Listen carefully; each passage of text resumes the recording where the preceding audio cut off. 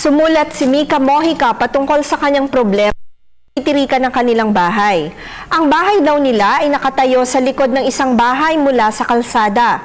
Magmula pagkabata ay mayroon ng iskinita sa may tagiliran na madaraanan mula sa kanilang bahay palabas sa kalsada.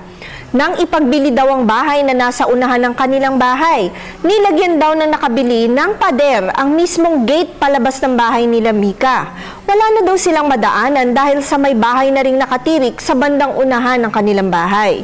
Sa ngayon daw ay bumutas na lamang sila sa likod ng kanilang bahay upang makiraan sa bakanteng lupa na may malaon ay gagawin na ring isang subdivision.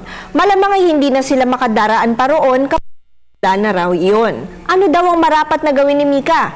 Paano daw sila makakahingi ng right of way?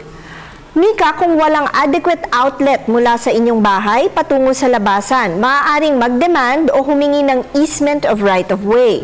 Ang kaso ng Dichoso versus Marcos ng GR number 180282 noong April 11, 2011, nag-cite ang Korte Suprema ng Article 649 ng Civil Code upang ipaliwanag na maaaring mag-demand ng easement of right of way kung ang mga sumusunod ay maibigay ng humihingi nito.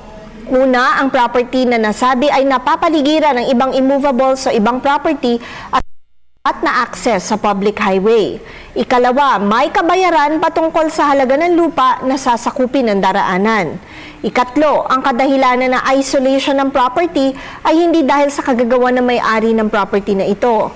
Ikaapat, ang right of way na hinihingi ay hindi naman gaanong makakaperwisyo sa may-ari ng property na matatamaan nito.